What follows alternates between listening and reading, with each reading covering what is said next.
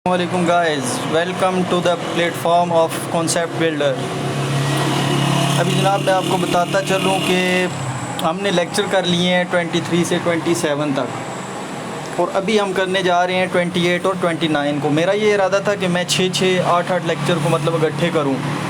अभी ये 29 तक मैंने किए हैं, इसके बाद मैं 30 से लेकर 35 तक आपके सामने तमाम लेक्चर्स इंशाल्लाह इसी तरह जो मेन पॉइंट्स हैं, जो मेन चीज़ें हैं वो मैं आपको बताता जाऊंगा।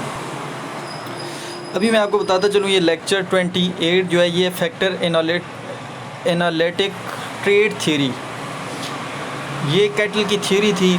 इसका जो बेस थी वो थी फैक्टर एनालिसिस पे।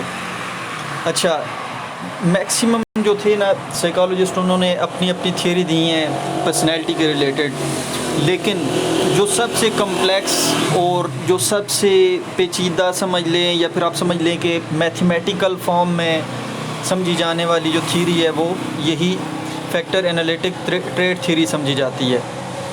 इसमें सबसे पहले मैंने फैक्टर एनालिसिस को डिफ़ाइन किया है कि फैक्टर एनालिसिस होता क्या है।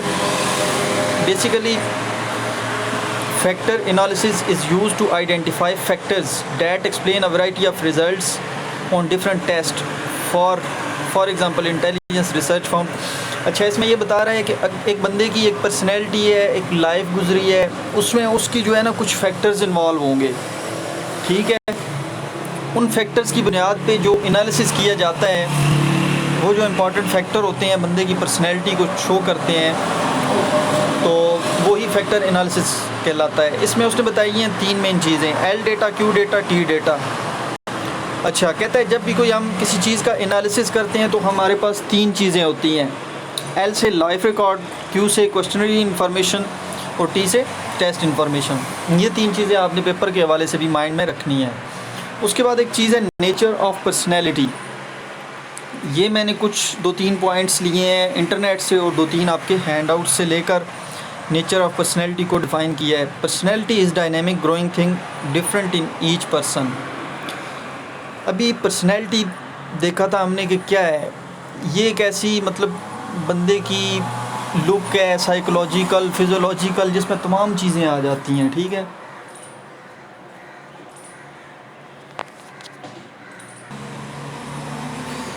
सॉरी। अच्छा, तो पर्सनैलिटी को मैंने आपको बता दिया कि भाई क्या होती है, क्या क्या चीज़ें इसमें आ जाती हैं। ये आप इसको एक बार रीड कर लें, नेचर ऑफ पर्सनैलिटी को। 1 मिनट में आपको बता दूँ, वो है ये, ठीक हो गया। उसके बाद आपने स्ट्रक्चर ऑफ ट्रेड्स। अच्छा, जो ट्रेड्स का स्ट्रक्चर है ये एमसीक्यूज़ के हवाले से बड़ा इंपॉर्टेंट है कि ट्रेड्स स्ट्रक्चर किसने दिया था, कैटल ने दिया था, और ये मोस्ट कम्प्लेक्स है तमाम थ्योरीज़ में, ठीक है। उसके बाद अगर हम बात करें कि ट्रेड क्या होती है, ठीक है। Trait is a specific characteristics of an organism. Trait basically एक मेंटालिटी लेवल में बनी होती है, ठीक है। Trait can be defined by genes और इन्वायरमेंट। इसको किसी भी तरह से आप चाहें तो डिफ़ाइन कर सकते हैं। ये इसकी मैंने 2 डेफिनेशन लिखी हैं, जो आपको इजी लगे वो आप याद कर लें। उसके बाद कुछ इंपॉर्टेंट ट्रेड्स हैं, unique traits, common traits, surface traits, source traits, constitutional traits and environmental traits. इसमें से 4 ट्रेड्स जो हैं वो बहुत ज़्यादा आ रही हैं, मैक्सिमम डेली बेसिस पे जितने भी एग्ज़ाम्स हो रहे हैं उनमें ये आ रही हैं। सबसे पहले जो ट्रेड्स आ रही है वो है कॉमन ट्रेड्स। कॉमन ट्रेड्स कहाँ से हमें मिलती है? कॉमन ट्रेड्स जैसे नाम से ज़ाहिर हो रहा है कि जो हर बंदे में तकरीबन पाई जाती हो, कम्युनिटी से, सोसाइटी से, ठीक है। उसके बाद एक चीज़ होती है यूनिक ट्रेड, जो कि आप समझ लें कि बिल्कुल opposite to common trait. Unique trait का मतलब जो कि किसी बंदे में कोई एक ख़ास उसकी जो खसूसियत होती है उसको हम यूनिक ट्रेड कह सकते हैं। उसके अलावा इनमें से एक आप कह लें लास्ट इन्वायरमेंटल ट्रेड भी आ रहा है, ठीक है। इसको भी आप काइंडली देख लें। उसके बाद अगर हम देखें तो 3 चीज़ें आ जाती हैं इम्पॉर्टेंट डायनेमिक ट्रेड में। Important dynamic trade in cattle system और 3 kinds: attitude, urges and sentiments.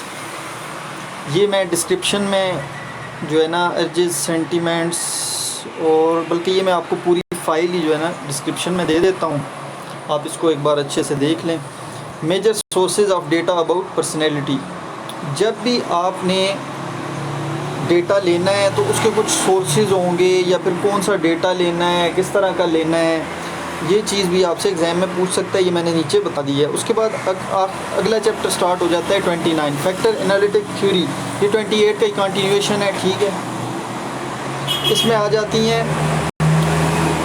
2-3 चीज़ें हैं इंपॉर्टेंट, जो कि मुझे इस पूरे चैप्टर्स में से मिली हैं, और जो मैंने पिछले एग्ज़ाम जितने भी हुए हैं पिछले 6-7 दिनों में, उन सब में देख कर यही 3 चीज़ें मुझे इंपॉर्टेंट लगी हैं। सबसे पहली चीज़ जो कि अभी फैक्टर एनालिटिक थ्योरी को हमने पीछे जो पढ़ा था ना कि भाई कैटल ने थ्योरी दी थी, उसको उसने किस फॉर्म में दिया था? मैथमेटिक फॉर्म में।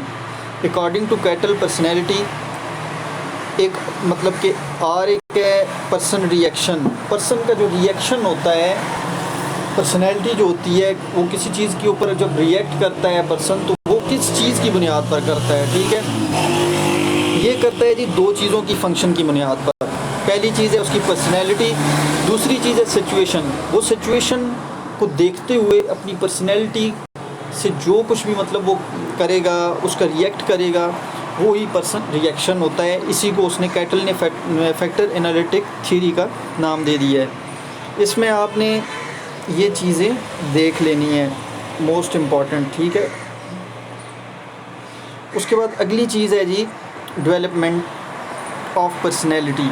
अभी देखें, इंसान डेली बेसिस पे कुछ ना कुछ चीज़ें लर्न करता है, तो वो लर्न कैसे करता है? या तो मोटिवेशन से करता है, या फिर उससे जो है ना कुछ चीज़ें बस नॉर्मली बेसिस पर सिखाई जाती हैं।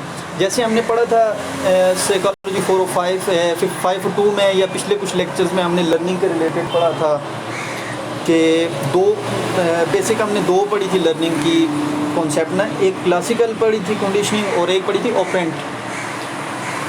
उसी चीज़ को इसने डेवलपमेंट ऑफ पर्सनैलिटी, जब पर्सनैलिटी बनती है उसकी डेवलपमेंट होती है, तो उसमें इसने एक चीज़ और ऐड कर दी है। 3 चीज़ों को इसने टोटल ले ली है, क्लासिकल को, इंस्ट्रूमेंटल को और स्ट्रक्चर को। ये तीनों आपने देख लेनी है। उसके बाद लास्ट चीज़ है हेरिडिटी एनवायरनमेंट एनालिसिस। अभी ये भी मैक्सिमम जितने भी पेपर्स हुए हैं ना, या मॉर्निंग में या आफ्टरनून में, मतलब किसी दिन में 1-2 पेपर्स में मैंने देखा है कि ये हेरिडिटी एनवायरनमेंट एनालिसिस आ रहा है। हेरिडिटी जैसे नाम से ज़ाहिर हो रहा है कि मतलब कि आपके जो है ना ऐसा एनवायरनमेंट का एनालिसिस। अभी इसकी डेफिनेशन आप देख लें। Cattle has for a number of years have actively interested in assessing the relative weight of the. अच्छा, हेरिडिटी मतलब कि जीन, जेनेटिक और एनवायरमेंटल एनवायरनमेंट, जब इन दोनों चीज़ों को मिलाकर एनालिसिस किया जाए तो इसको हेरिडिटी एनवायरनमेंट एनालिसिस कहते हैं। इसके साथ साथ मैं आपको बताता चलूँ कि जी ये हमारे कैटल ने 1960 में एक एनालिसिस किया था जिसको उसने नाम दिया है मावा का, मल्टीपल एब्स्ट्रैक्ट वेरिएंस एनालिसिस का नाम दिया था। ये MCQs के हवाले से बड़ा इंपॉर्टेंट है। इसमें उसने एनालाइज़ किया था कुछ सिबलिंग्स को लेकर, फिर उनके ऊपर जो है ना डेटा निकाला था, एल फैक्टर मतलब लाइफ रिकॉर्ड उनका देखा था, क्वेश्चनरी सारा टेस्ट करके फिर उसने जो है ना इन तमाम चीज़ों को मद्देनज़र रखते हुए फैक्टर एनालिटिक ट्रेड थ्योरी दी थी। डियर मेंबर्स, मेरे ख्याल में वीडियो काफ़ी लंबी हो गई है, तो चलें यहाँ तक 29 तक करें, तो इंशाअल्लाह नेक्स्ट वीडियो में मैं जो है 30 to 35 आपको इम्पॉर्टेंट चीज़ें बताऊँगा। अगेन मैं आपको ये बता रहा हूँ कि अगर आपको वीडियो अच्छी लग रही हैं तो आप मुझे कमेंट बॉक्स में बताएं कि वीडियो अच्छी हैं और मैं आगे बनाऊँ। नहीं तो देखें, मेरे ये वीडियो बनाने का फिर फ़ायदा कोई नहीं है। वैसे मेरा जो बेसिक मकसद ये था कि भाई लोगों को आसानी हो, बेसिक कॉन्सेप्ट चीज़ें मतलब चीज़ें जो मेन इंपॉर्टेंट चीज़ें हैं वो मिल जाएँ ताकि उनको पेपर में आसानी हो। क्योंकि मोस्टली जो लोग होते हैं हमारे, मैक्सिमम पाकिस्तानियों की बात करूँ तो वो लास्ट डेज में ही तैयारी करते हैं एग्ज़ाम की, और इसलिए मैंने सोचा कि ये आपके लिए बना लूँ।